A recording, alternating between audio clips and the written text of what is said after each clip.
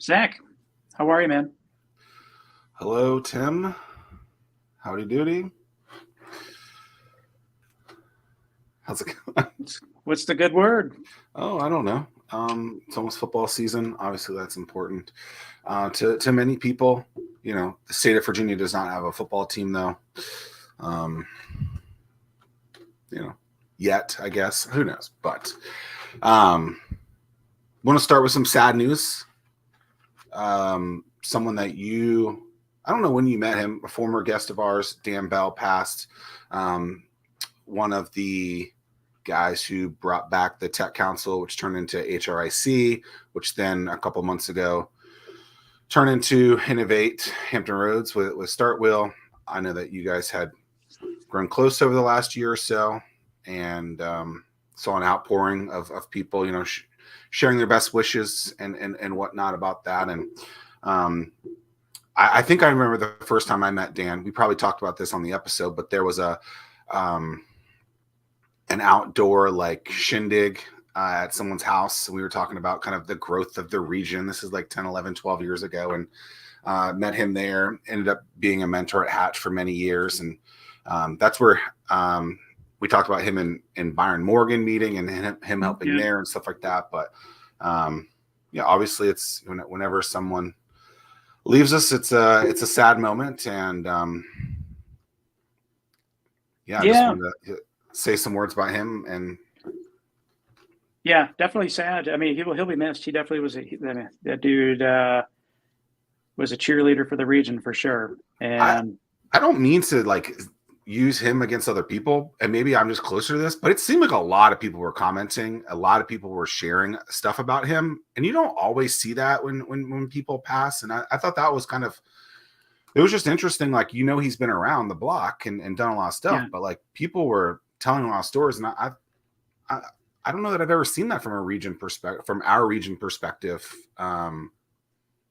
So that was cool to see. Yeah, it was really, that was interesting to see. And I in terms of what I took away from all of that was I've tried to make it a point within the last couple of months of not making my problem someone else's problem. So if I had something bad happen to me, or if I'm having a bad day, I don't want to ruin someone else's day because I'm going through something. So that's always been a personal thing that I've been trying to think about more consciously as I go about my day.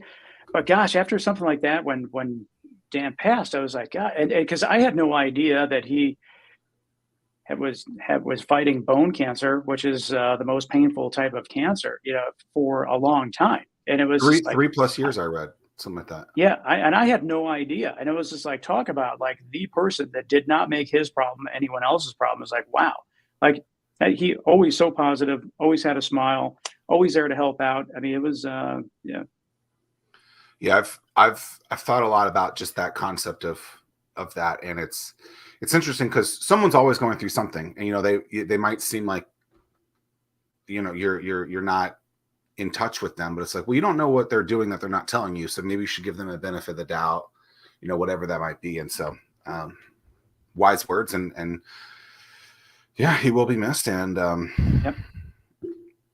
yeah, all right, transition from the sadness, maybe the happiness of the life that he lived. Well, depending on it, there could be sadness, as our guest Paul Nolde is going through some transition as well. It is interesting too. I went to Missy Schmitz, who was to her celebration of life a couple of days ago as well, and they were like, "This is not a funeral. This is a celebration of life." And it was someone asked me, maybe it was you, and I was just it was overwhelmingly positive. And it was just that's an interesting thing. She was an OG in kind of the startup community, went to a lot of events. I think you guys met at some Hatch things. And so it's let's celebrate the positivity of these things. But I digress. Yeah.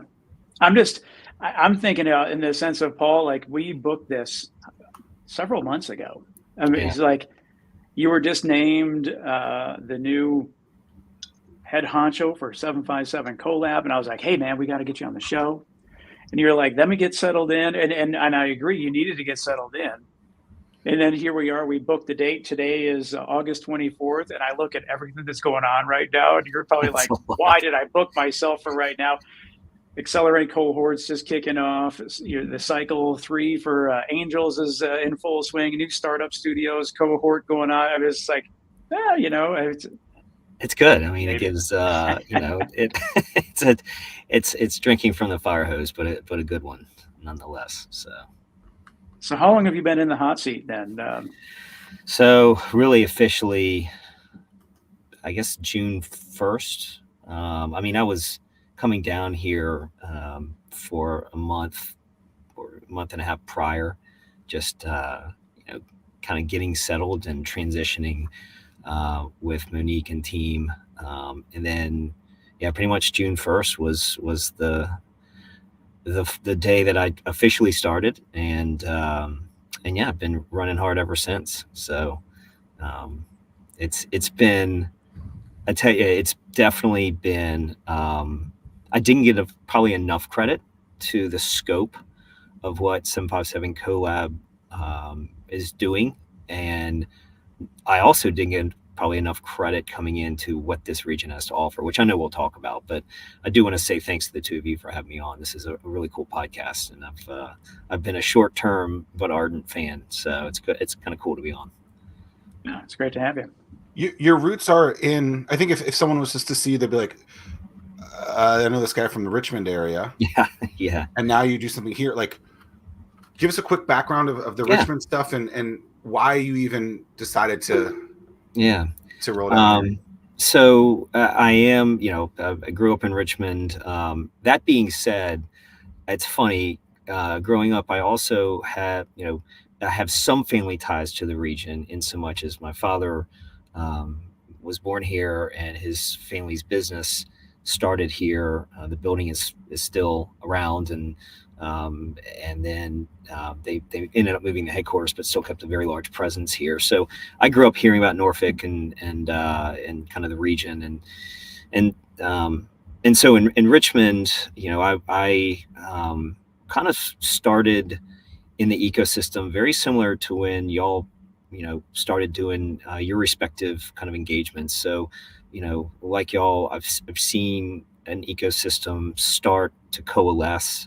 And this was in Richmond, I don't know, probably at this point, 15, 16 years ago. Like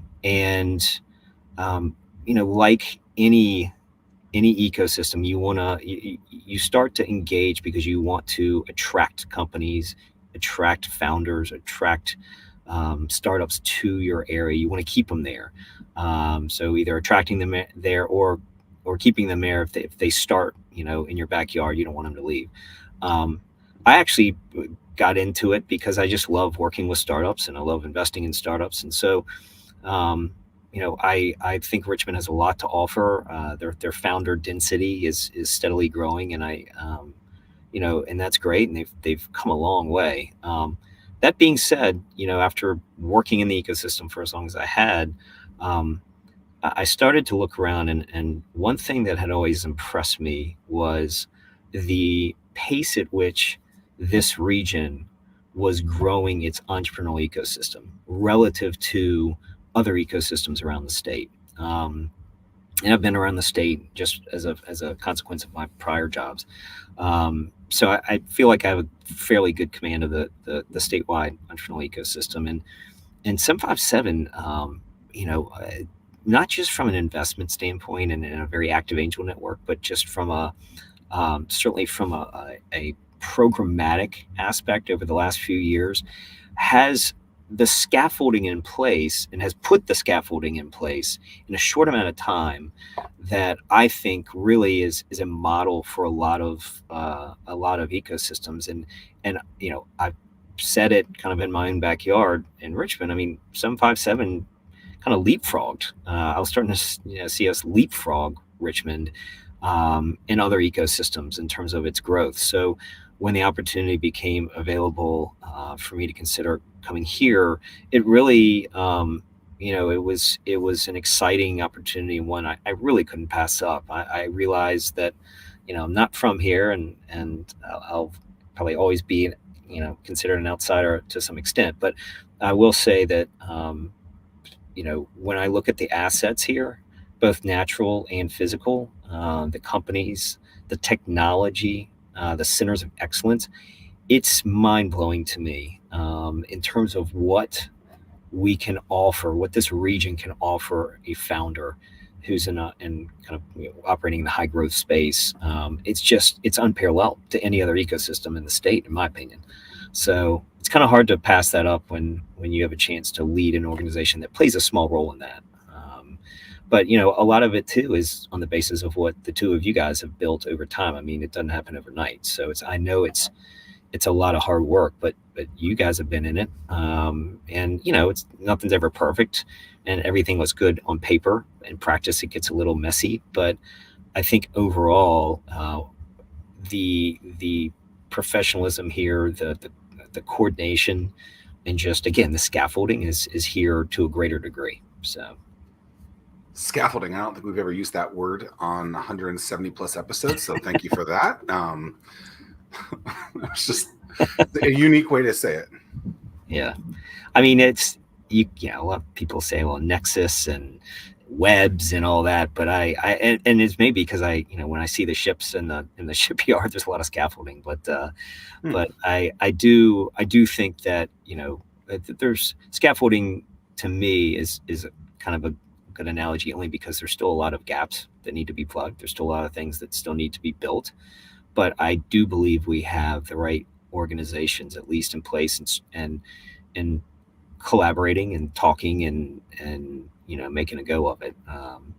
But also, with that comes a lot of self-interest in politics. So it's kind of figuring out where your lane is, sticking to your lane and doing really well, but then leveraging partners where you can't deliver as effectively. And I think that's, to me, a key piece. Yeah, you're figuring out a lot of stuff right now. I mean, there's been significant turnover for whatever reason. It's like within 757 Collab, you got. I mean, it's Hunter's the longest tenured person right now, right? Yeah, it's interesting. I came from running Lighthouse Labs in Richmond, which was kind of like the playbook off of which 757 Accelerate was built. And when I came into that organization, I'll stop you there. I remember when Todd Knuckles came to the very first 757 Accelerate thing. That it was then Todd was there to help Evans and Monique model the whole Lighthouse playbook. Was that in the Bank of America building? That was in the Icon building. Yeah. The old. Yeah. That was like 5 years ago, maybe 5-6 years ago. I think 6 years ago. So we're in our sixth. Were you there? Were you there with Todd at that point? I was not. I was actually on the board, I think, at that point, or maybe I just rolled off the board of Lighthouse. But I remember that very well. That kind of, to me, that was a pivotal moment in certainly 757's. And when I say 757, I'm usually meaning just the region. But yeah, that was it.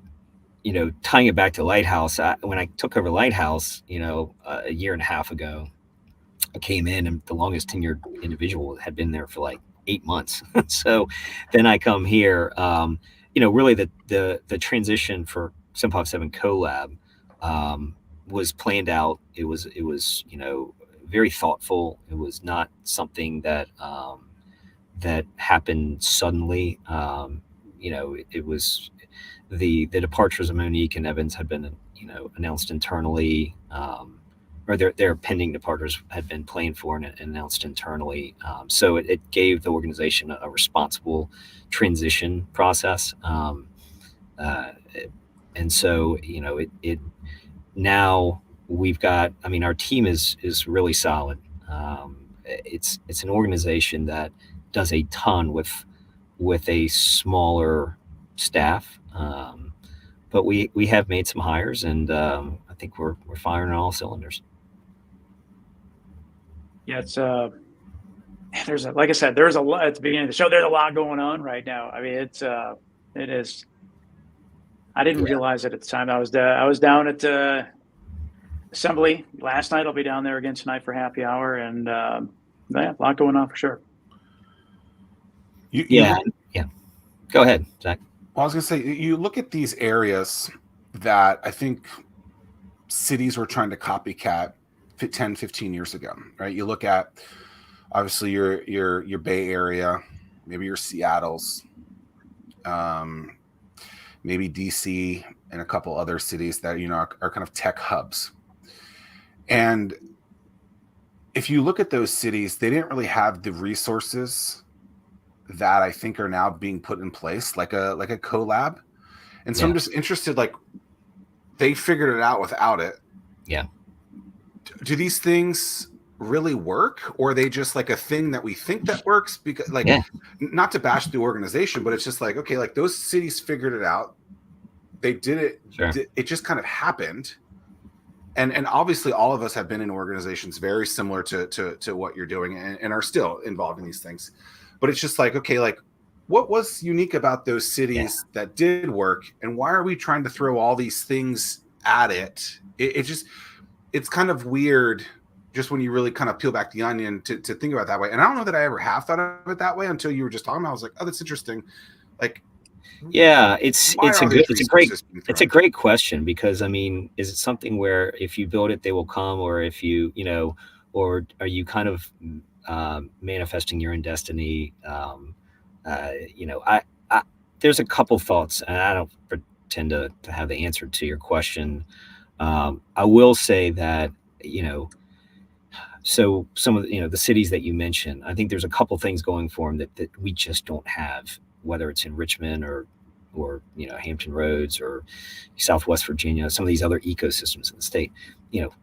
We don't have necessarily this steady influx of talent, younger talent, but also talent where these are major cities where people go to, they want to move there for a lot of reasons, right? And I mean, it's no secret, Hampton Roads struggles with retaining, a growing population and retaining talent. There's brain drain across the state. So I think if we were to compare ourselves to these larger markets, I think it's an apples and oranges comparison now. And so why am I saying that? Well, I think in those markets you just have a density there, a natural density of talent, investment,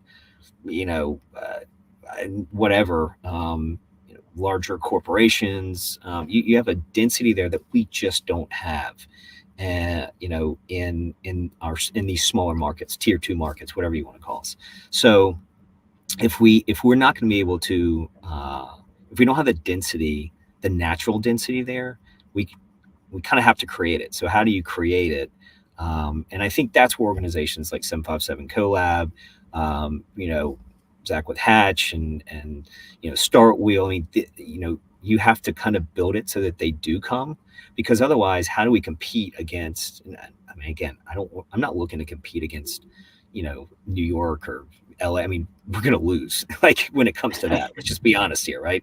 But we can win against other cities of similar size and of similar attributes. So I do think that organizations like ours, they enable or catalyze to some extent that drive. But yeah, I mean, it is a good question. It's self-fulfilling to some extent, but I do think for the right type of company, we offer a value add, but we are not for every company. And I think, just understanding where your North Star is and like where your lane is, as I said before, is critical.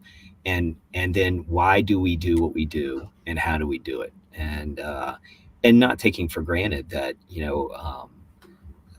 it's there is competition for founders, and in terms of place, and then that's where the partnerships come in. So not an answer to your question, Zack, but I think that I think you articulated that way better than I was thinking, and I think that makes sense, and I think Tim would agree with it. It's like having a hub that you bring people to. I think we've all agreed that density was a lacking piece to this area. when we used to do the State of the Start community address, one of the things was like, where are all these things happening? And it was basically in one of two places in the region. And it was like, okay, well, like there's something to be said to that. Like you are trying to attract something there. You're not this big city that's genuinely attracting this thing anyway. And so I like that insight. Yeah, and I think the one thing that's starting to happen, which is neat, is it's really building that sense of community. And I think that we're a sign of success. And I don't know how you guys measure success at Collab, but when I see people from previous cohorts, whether if it's from startup studios or what have you, back to events continuously, that building that sense of community is really, really important. And that's the density that we need to build upon. Not all right, my time in startup studios is done, I'm not coming back here again. We need to continue to build upon that density. And then almost like building almost a passport book, if you will, like hey, it's not a duplication of effort if you go through B-Force or Black Brand and then go to startup studios or vice versa.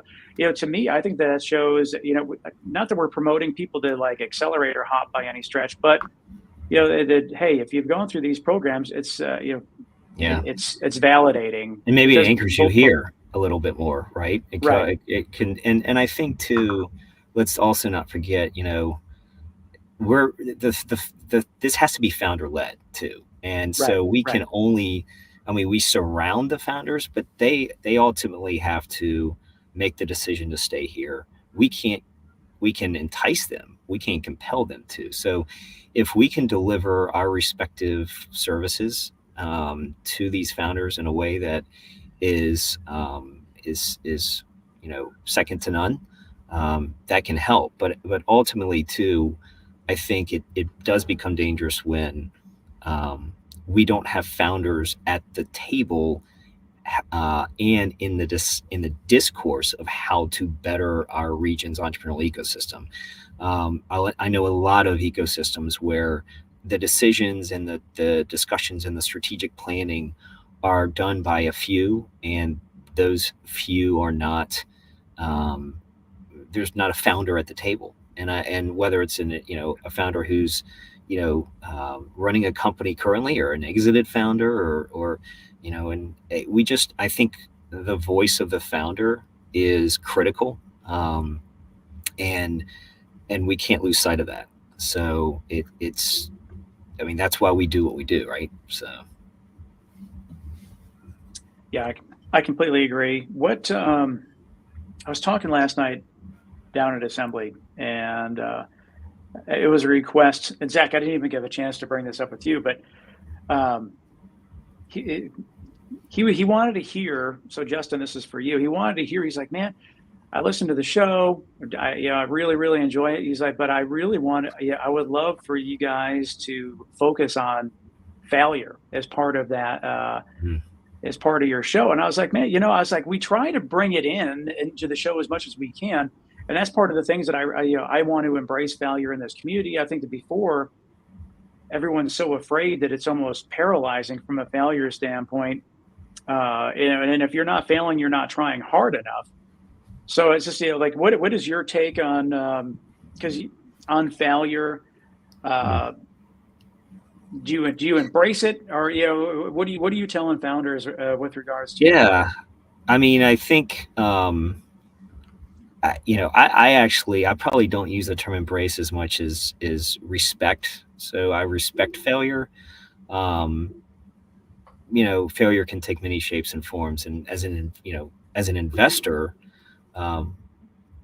when I say respect failure, I try to look at, okay, why was there a failure?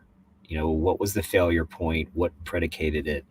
And if if it's on the actual founder, that's one thing. But if it's due to a macroeconomic trend or something out of their control, or maybe it's just the timing's not right for that innovation, which happens, or some other factors, that's more, more quantitative than qualitative, then, certainly I don't hold that against a founder who may maybe come back to me with something, with another idea, and for investment. So I think just respecting, or trying to respecting, the conditions of failure, and really keeping that in the right light.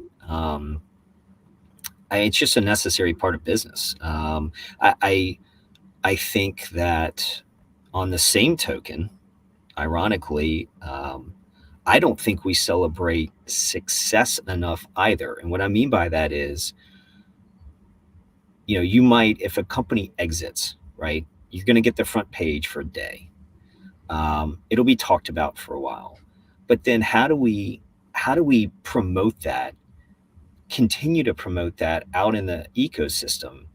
And I think, you get a podcast like this and Startwheel, that is almost the mouthpiece of the ecosystem. And that's something that, candidly, what y'all have done here is, we don't have that certainly in Richmond, and I dare say in other ecosystems. So again, another reason why I wanted to come here.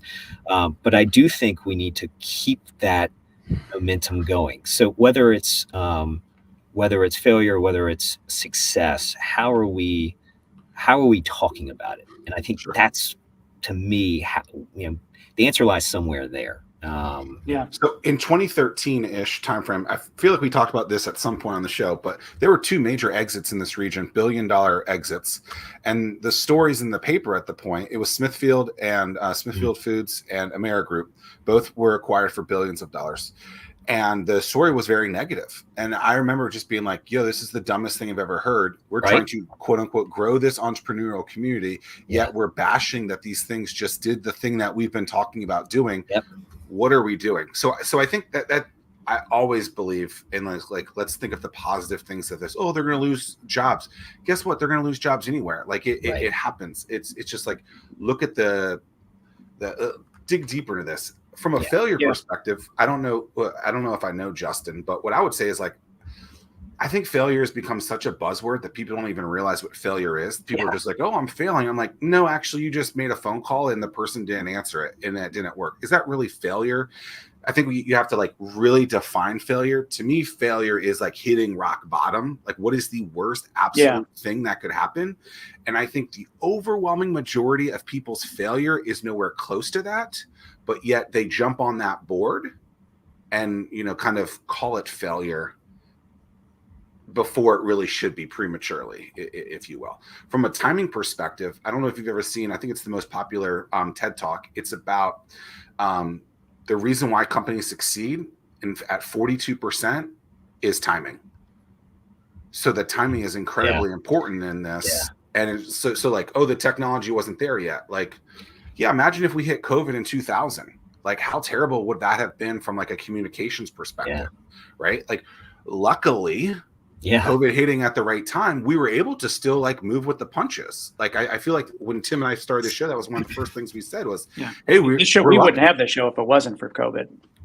And so, like, people jump on that failure train. I'm just like, but, like, what really is failure in there? Let me ask you this, or posit this. So, is it also fair to say, can we really celebrate or respect or focus on failure when we still need more exits to then be able to tolerate the failure? So, you look at Silicon Valley, you look at some of these other big markets, and yes, failure is accepted much more readily.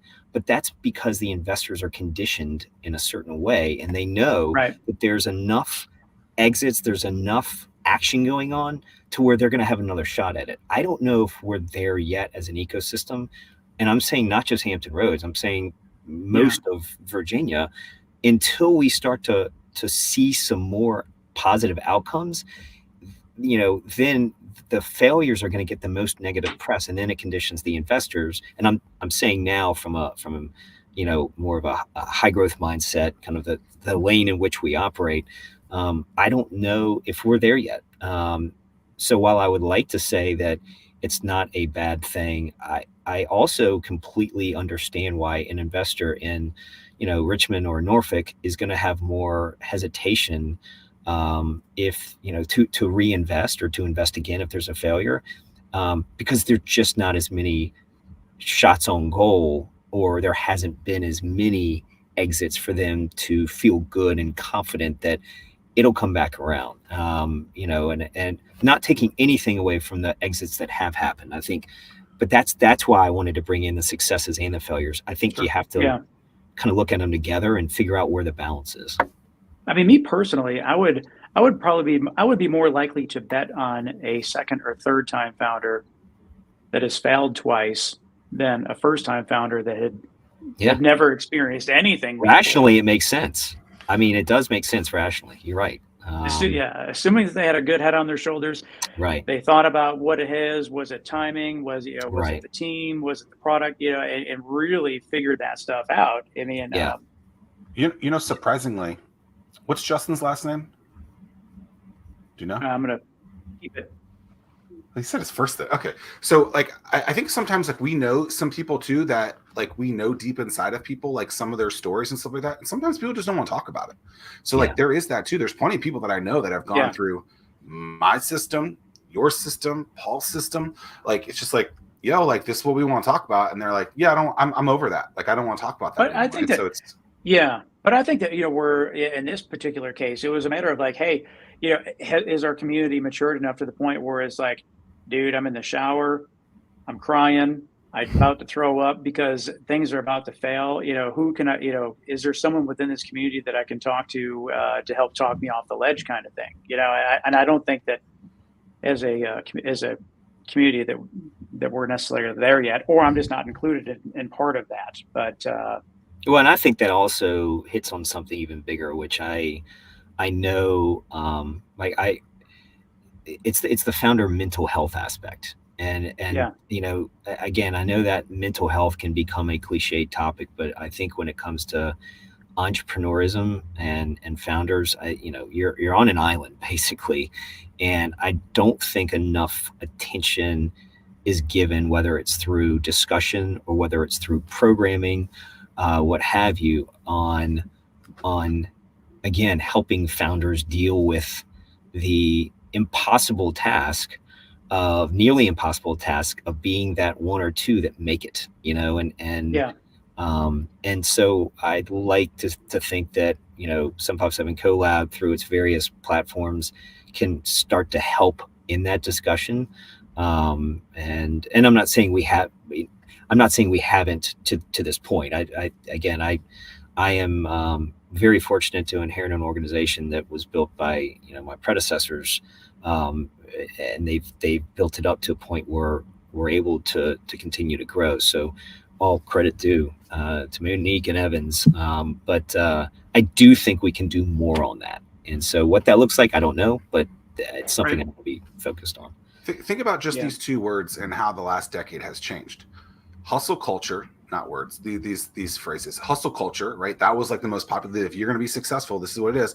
Now versus mental health, where, right? Like, just compare those two things. And it's like, okay, like now it's kind of frowned upon to many from a hustle culture perspective. Yeah. And I think a lot of it is like, like working 20 hours a day, is that really the smartest thing?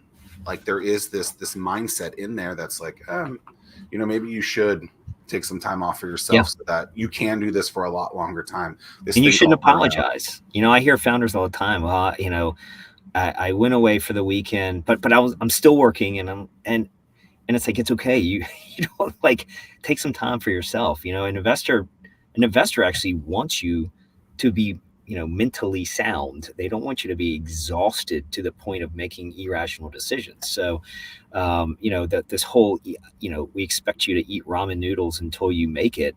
I mean, right. I mean, I don't think, like, why would anybody do that if that's the case? So I think I don't know. Cup of noodles are pretty good. I mean, no, they are. That's too. What do you like? Cup of noodles or ramen? Which one? I would, give me that spicy chicken cup of noodles. Yeah. 50 cents. Like, I hear you. Hey, can't beat it. Something special about that.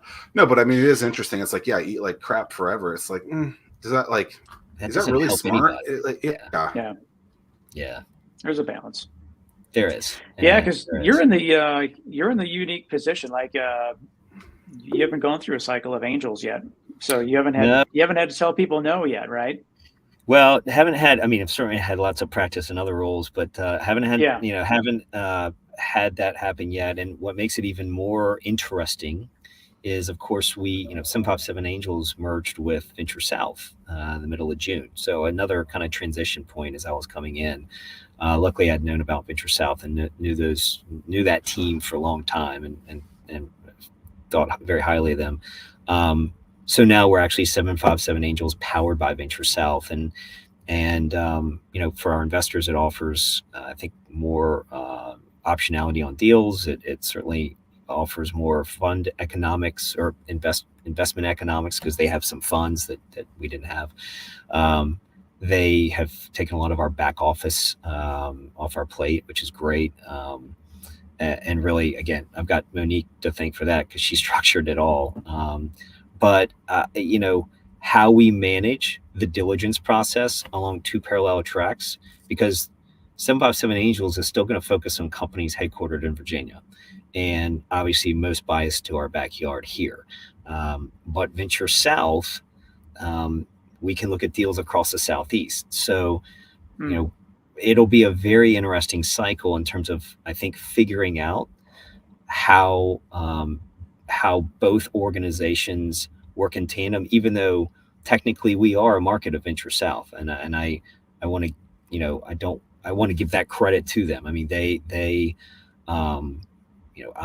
we are a Venture South market, but we are a unique market because, again, Monique had built 757 Angels to a point that had enough of a national reputation that we didn't want to give up that brand. So, it is a merger, but it's an interesting one, and I'm looking forward to seeing where some efficiencies can be extracted in the process, how we look at deals, how founders, how their experience is going through the process. And so, yeah, the fall is always our busiest for some Pop 7 Collab.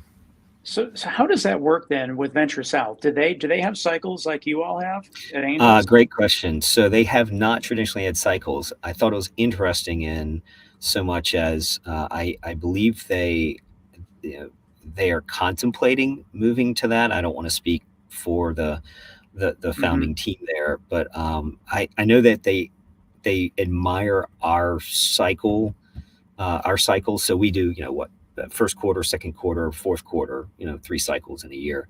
Kind of follows, venture capital cycles, really. And there are some that would say, well, founders don't wait for cycles to raise, and I don't disagree with that. On the other hand, when you have an angel network, you don't have a fund, it is not, you have a whole lot more moving parts. And so how do you create as an efficient process as possible when you have a less efficient deployment of capital than you would a fund, because each member makes their own decision whether they're going to invest. And I think that's where you try to control the pipeline and control the process, as much as possible, because it can get out of hand very quick. Again, because, even though I manage Angels, 757 Angels, I don't make the investment decisions. I can curate the best possible companies to put forth to our members, and my board also is a part of that. They're a working board, but we can't make the decision for them.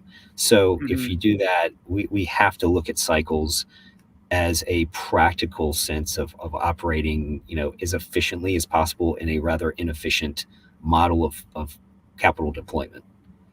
At what point, when you're working with a company, does that potential deal get shared with Venture South? Yeah, pretty much from the very start. So I mean, we have weekly touch points with Venture South. I mean, it is when I look at a company, I want them to, if it's a company that looks like they're the team and the market opportunities worth really taking a harder look at, I want as many eyes on it as possible. So Now, bearing in mind, does it fit within, our investment thesis, broadly speaking, as an angel network? Does it fit their investment thesis, broadly speaking? So I share it with Venture South because we are a Venture South market. So it's kind of an obligation, but also I think Venture South team is extremely smart, and again, their diligence process and model is admirable. But I also share it with other, on the same token, I share it right away with other angel networks or early stage funds that can take a look, and then you start to kind of form that syndicate. Yeah. And the reason I ask all these questions, it's really on behalf of the founders. So it's like, founders, if you're trying to raise capital, angels is 7x7 angels is one piece, but then there's exactly Venture South is another piece, and then That's you exactly sharing right. deal flow amongst your network is another aspect to it. So Yeah, I mean, we're at a point, in Virginia where if you just focus on Virginia, and we're still at a point where there's cooperation. We're not Silicon Valley where it's competition for a deal. We're very cooperative as a capital stack in Virginia. There, because we're not as mature of an ecosystem as, again, the heavyweights, right? And that's fine. I like it because when you share a deal, there's a built-in trust, but there's still not like, too much competition for the deal. And so that's why there's this sharing goes on almost immediately if there's a deal that warrants it. Over the years, there's been plenty of companies who went through something through 757, whether it being the angels, or I guess specifically for the angels aspect of it, and they ended up ultimately not raising capital. Mm-hmm. They have a sour taste in their mouth about that. Sure. It's for whatever reason that they didn't do it. But from your past, and I know you probably haven't seen these companies because you're there, but a company that doesn't get funded that was able to raise somewhere else, mm-hmm. like, what are some of the things that you would look at that maybe they could have improved? And I know it's an open statement, but it's like, okay, like this group didn't do it, but they were able to raise money from somewhere else. Like, what can these founders do to improve their chances? So when I do have to either tell if I have to tell a company no, it's usually either because they just flat out aren't in our general investment thesis of, okay, the types of industries we typically invest in as a group, or it's because, again, the members just it hasn't resonated with the members, or maybe there's just something else that, well, the market just maybe isn't big enough, and if they come back and say, well, it actually is, and here's why, then it's okay. Well, duly noted. Here, maybe you should have articulated a different way. So I think there's just it's on a case by case basis. I will say though that there have been many companies that I've passed on in various capacities that do go on to raise capital from other sources, and those are the ones that you're just like, okay, well, it didn't resonate with me in the same way. I think every investor has kind of their own personal investment thesis, or each fund has their own. I think too, I'm president also of Cab Angels, which is our membership base is UVA alumni, and we invest in founders that come out of UVA and or have some affiliation to UVA. And so I know that Cab Angels has led deals before, and other networks have passed because the valuation was too high or something like that. So I think it just depends on a case by case basis. In terms of telling and giving feedback to founders, I think the most important thing is sometimes it's us and not you, but sometimes it is you. So, you have to have some hard conversations sometimes with the founders. I believe in being, very respectful of my feedback, but you've got to be humbly confident as a founder. I don't prefer to invest in founders who are just overly confident without that humility. And it's, you hear the term coachable and all that. I think it's more of just, you know, it's less coaching and it's more just partnering with them. I mean, who am I to coach somebody in, you know, a drone company? I don't know the first thing about running a drone company. I mean, investing in one is one thing, but running it is a different thing. So why am I going to coach that founder? But I do want the founder to appreciate some of the advice that myself or some of my network can bring to the table and be open to that. So, but for the record, I have no drone company in mind when I said that. So, but that being said, yeah, I mean, you know, Zach, it's a question that I think takes a new form every time I have to encounter it, because every deal is different. I try not to place benchmarks or, you know, kind of blanket assumptions, because it's just this, you guys know, I mean, this industry is just so different, you know, it's so diverse. It is. And it's definitely from place to place as well. And I am not a member of 757 Angels, and I don't know the membership base. But I mean, the reality is, it's still very much in its infancy. And like the initial cohort, if you will, of investors, they probably all have similar viewpoints. And yeah, they may not. It may be older money versus new money, and that people may flock. They may have their own investment thesis amongst various members within the group. Therefore, things may be oversubscribed or completely passed altogether. I mean, it's amazing though when you think about it. For the last 2 years, 757 Angels has been recognized by the Angel Capital Association as one of the top 3 most active angel networks in the country, and that's coming out of 757, Norfolk, Hampton Roads, Peninsula, and South Side. I mean, that's incredible. There is nowhere near the level of investment and engagement from the angel community in other parts of the state. I mean, this is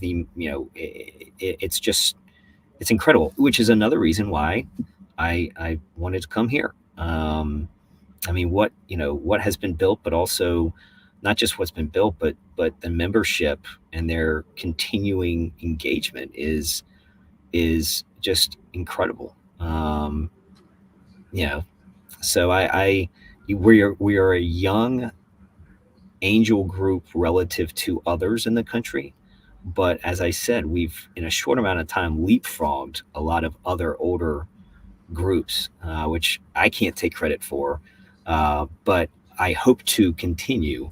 Not just expanding the group from a member perspective, more diverse, investors, but also of our existing investors. It's great that you can write, and we want you to continue to write the membership check, but at the same time, I want you to invest more, because more investors investing is only good for the founder, right? And the company's raising, and that's a healthy, active angel network.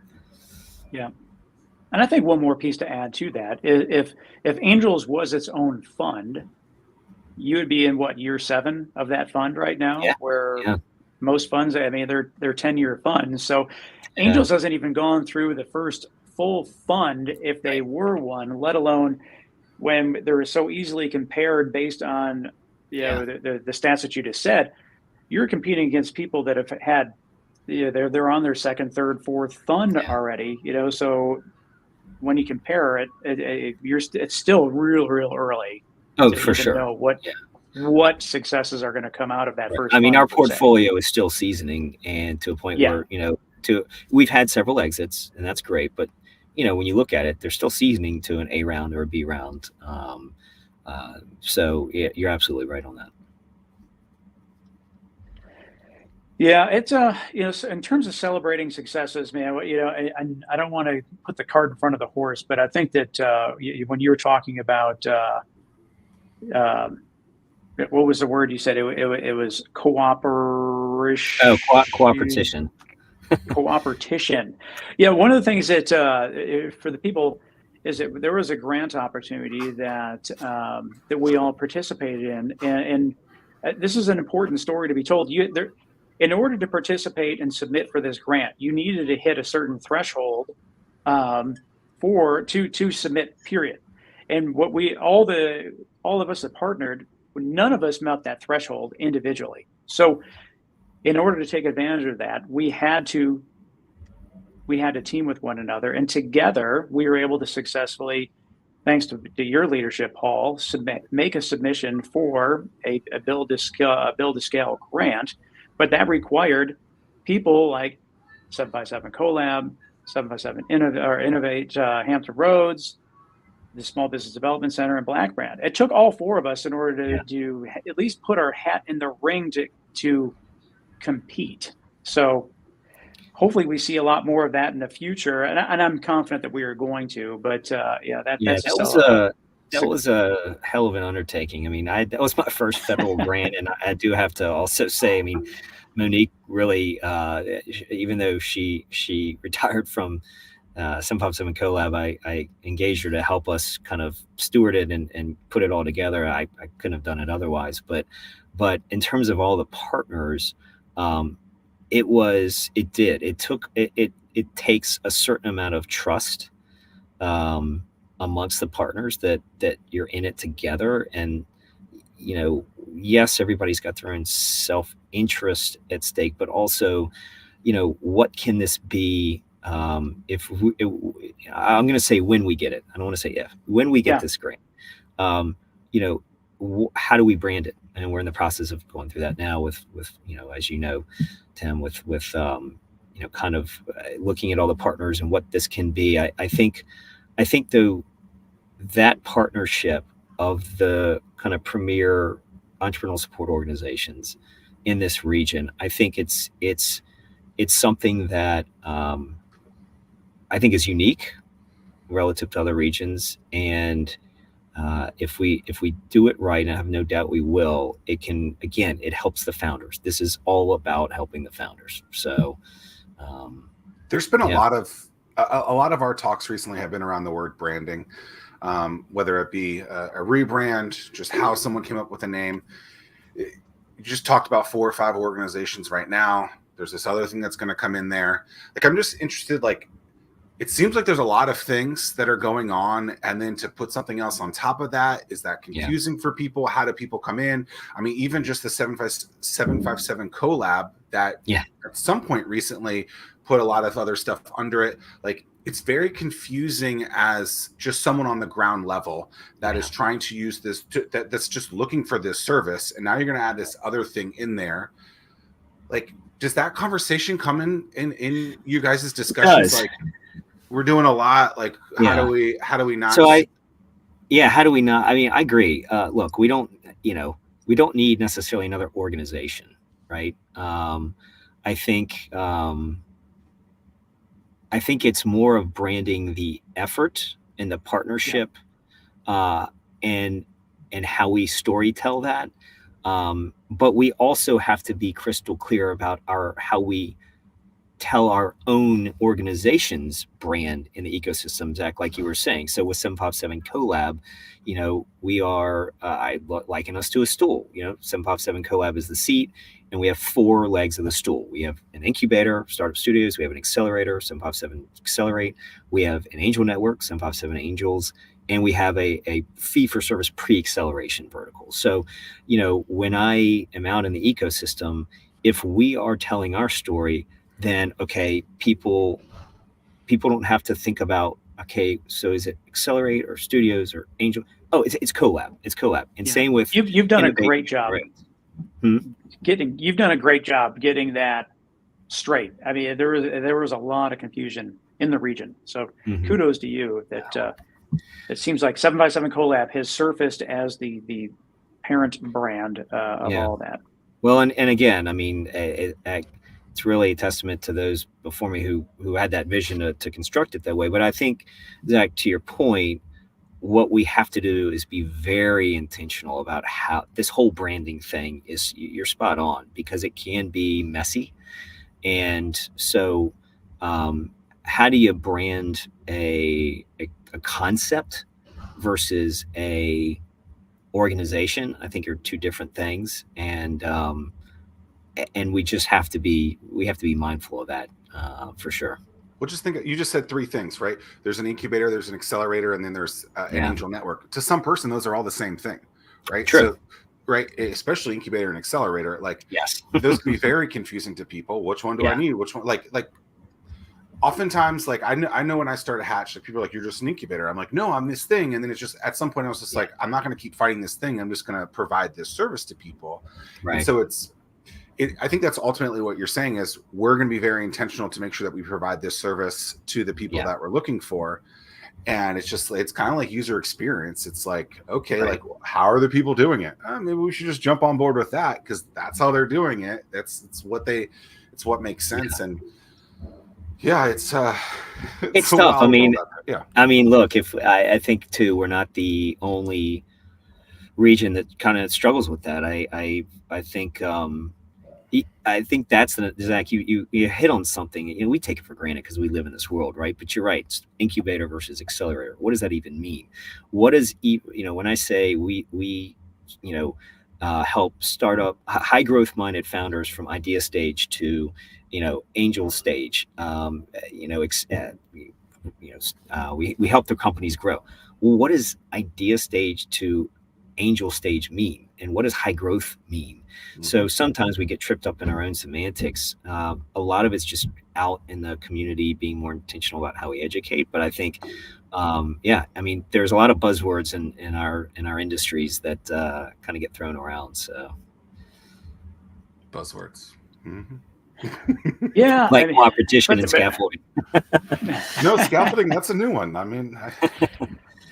No, I mean, all that. I mean, I agree with all that. And I think those that are in the industry certainly understand. Those that want to be in this industry may not.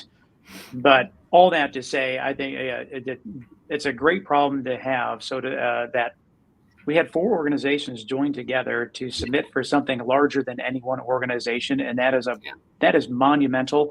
And it's important for people to know that because there are things happening. Just because it doesn't hit the news or it's talked about as much as it should be. I mean, that really was monumental for our region to be able to do something. And like that. I'll also just say too, and so you got that going on here in our own backyard, and then we've got this other, this region's working with Delaware and Maryland, kind of the Eastern Shore, the Delmarva Peninsula, for another federal grant. So you got a tri-state effort for being one of 15, I think it's one of 15 tech hubs in the country. And so we're, unmanned vehicles or unmanned systems is kind of what we're focused on. And again, I mean, that's unprecedented. So I think that, when you look at, when you are in the thick of it, and you're here, I know sometimes it can be easy, as it was in Richmond when I was there, to kind of start to get a little cynical, right, of things in your kind of your own ecosystem. But I can tell you, being an outsider and coming here and seeing all this stuff that's happening, it is just amazing. And again, I know it has to be executed, and that's the hard part. Talking about it's the easy part, but just the coming together, Tim, as you brought up, that.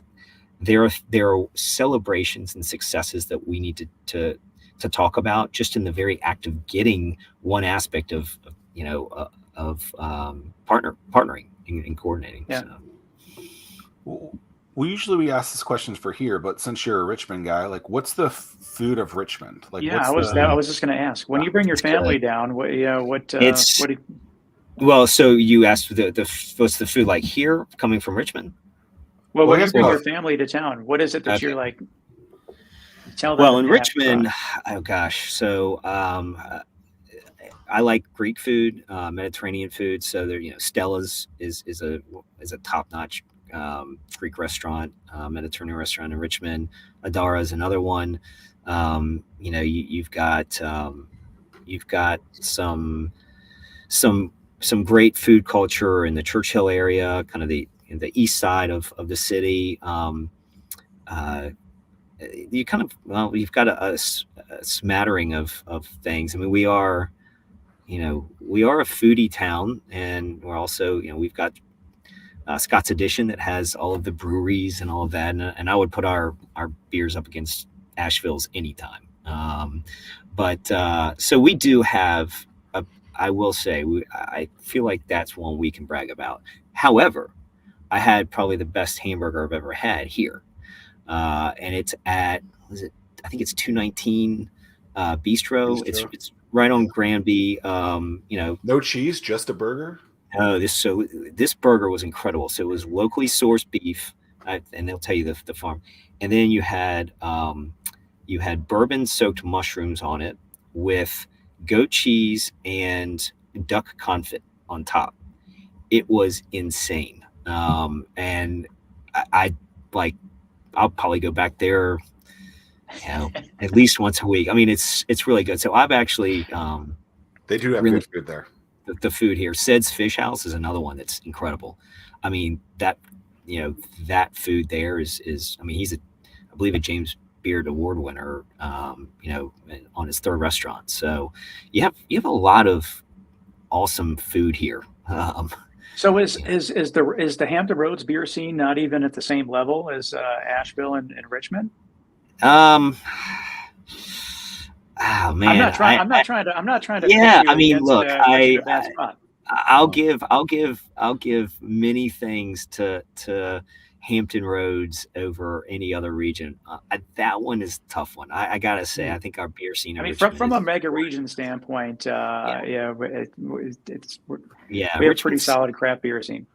Yeah, I mean, look, I'm an IPA guy, so my palate is very, I think, one-dimensional. So I'm probably not the best guy to ask on this. Well, I'm an IPA guy as well, and so I did enjoy. There's a brewery, I forget the name, but it's near ODU. I went to a concert there and could walk to the Coliseum. Oh gosh, they had like a band inside. It was awesome. Yeah, it's really a big place. Big place, yes. So that beer was some of the better IPAs I've had. So I just need to get out more. I'm only 2.5 months into this, and I'm still embracing just getting out and seeing the landscape. So I'll reserve the answer to that question after. Give me about a year, and then I can compare. That is a special part of Virginia. Is we do have the craft beer scene is pretty on point. Yeah, it is. When I travel outside of Virginia, I'm like, gosh, I want to get back to Virginia so that I can have some good. Beer. Talking about the Bold Mariner or the Veal? No, Bold Mariner. No, is it Bold? Not the Veil, because we've got that in Richmond, but I don't think it's the Bold Mariner either. I think it's Smart Mouth. No, Maker's Craft Brewery. Smart Mouth is good. No. I don't know what it is. Okay, so Tim brought up the mega region thing. I generally just wonder this: what's going to happen first? The 757 Richmond merger, or actually Richmond to DC? Because it seems like people between 757 and Richmond want it to happen, but it just seems like the DC Richmond thing is moving a lot quicker and maybe just organically. Like it's. I mean, I'm not admittedly at the. I don't have a seat at those tables at the level at which I could probably make an informed comment. I will say this: I think Richmond, that is. What were you going to say, Tim? Elation Brewery. Elation. Yeah. Excellent brewery. I think Richmond is, it's great because it's the capital city, but it's also the other side of the coin is they get pulled in a lot of different directions, right? So when you have competing mega region engagements, that can't be easy for the leadership in Richmond. I will say I love the RVA 757 Connects mega region concept and the promise that it can hold for this region. But I also think we also have to understand our own region as Richmond does. What do we individually want to be known for so that we can inform the mega region more? And I'm not saying we're not doing that. I mean, there's discussions that are happening about that, those things. But it's certainly not going to happen overnight. It has to start somewhere.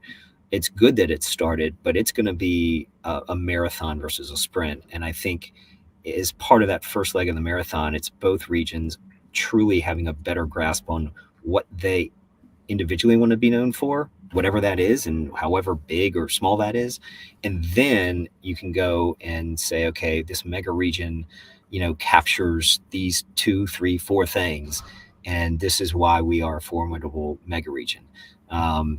and I think it's going to depend on, if you compare this mega region to what Richmond and DC and kind of, I think something Crescent is what the Golden Crescent or something is what they call it.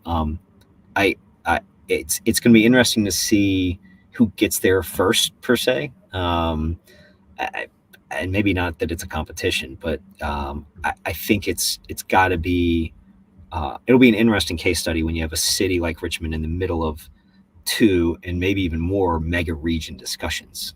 What does mega region even mean, right? And so maybe it can be in one mega region for one purpose and then in another mega region for another purpose. So who knows? I'm sure mega region has ties to the same thing with the grants that you guys are going after. It just allows them to be able to maybe and compete on a global scale, right? I mean, maybe that's because I think this Ted Leonsis really had.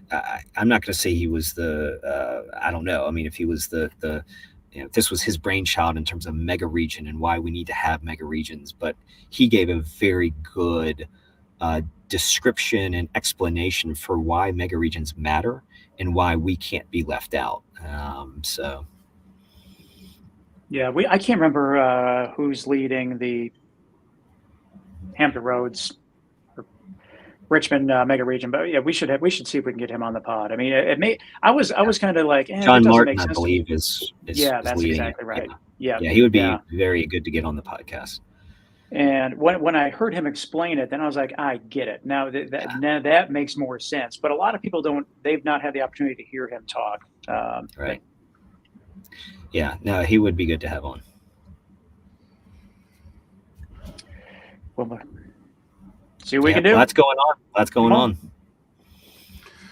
Well, Paul, I'm optimistic for your future, man. I glad that you're in the seat. Glad that you're leading the charge at 757 Collab. Appreciate it. I'll take Zack's line. Is there anything that you want to talk about that we have not talked about? No, I just look. I appreciate having the opportunity, and again, it is this region is just poised for so much success from not just an economic development aspect, but from an entrepreneurial aspect. We need to figure out how to solve that founder density, though, and we don't have the answer, but we can play a part of it, and I think. Awareness is a key piece of that, and education, and certainly this podcast is a main driver in that respect. So no, you keep doing what you're doing, and we'll keep doing what we're doing and partnering up and see what comes of it. But I'm really optimistic, which is why I left, Richmond to put all my energy here. So love it. Well, we're lucky to have you. I appreciate it, guys. Appreciate your time.